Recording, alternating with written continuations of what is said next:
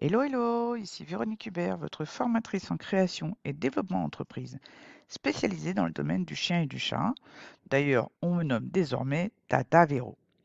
Aujourd'hui, on va revenir sur un sujet qui perturbe beaucoup de détenteurs de chiens, de chats, dans l'exercice d'une activité d'élevage ou de pension, ou n'importe quelle autre pendant laquelle des animaux sont sous leur responsabilité de façon provisoire ou définitive. Effectivement, selon du point de vue de l'organisme sous lequel on se place, comptabiliser les chiens et ou les chats présents à l'établissement peut être différent. Alors, qu'en est-il exactement? Eh bien d'abord pour la DDPP, c'est-à-dire les services vétérinaires, entre autres services, évidemment, il faut comptabiliser tous les chiens et les chats présents à une même adresse sur le plan cadastral.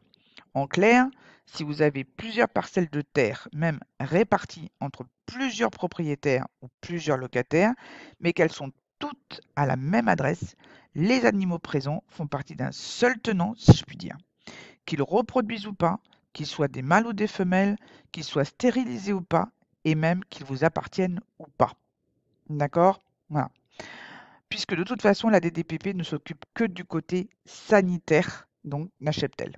Il ne s'occupe absolument pas de savoir si vous êtes pro ou pas, si effectivement ils vous appartiennent ou quoi qu'est-ce, genre vous, par exemple, vous avez 9 chiens et vous avez mamie qui vous en laisse un dixième pendant ses vacances ou pendant qu'elle est hospitalisée pendant 3 mois, eh bien, vous avez 10 chiens pendant cette période-là. D'accord?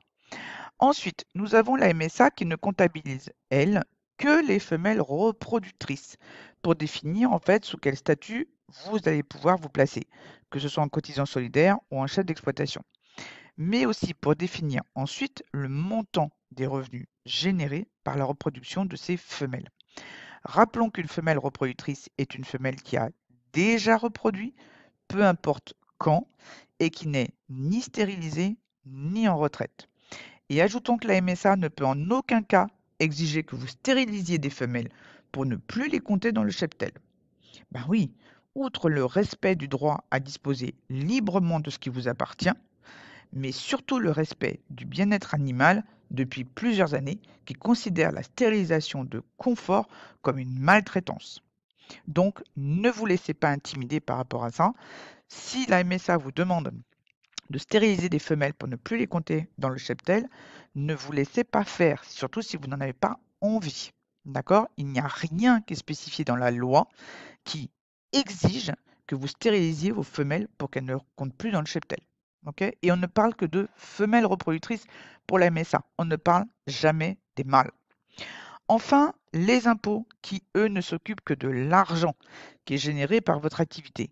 Peu importe qu'ils viennent de la cession de chiens ou de chats, de chiots ou de chatons, de paiements qui soient partiels ou complets, c'est-à-dire que vous ayez des arts, des acomptes ou des ventes totales, ou même des ventes de saillies. Et ça, quel que soit le nombre d'animaux dont vous serez détenteur cette année-là, que ce soit des mâles ou des femelles. Vous voyez, quand on sépare les choses, eh bien, on comprend beaucoup mieux qui fait quoi, évidemment. Voilà. Eh bien, j'espère que ces petits conseils vous auront été utiles. Je vous donne rendez-vous dans une prochaine vidéo et je vous dis à très bientôt.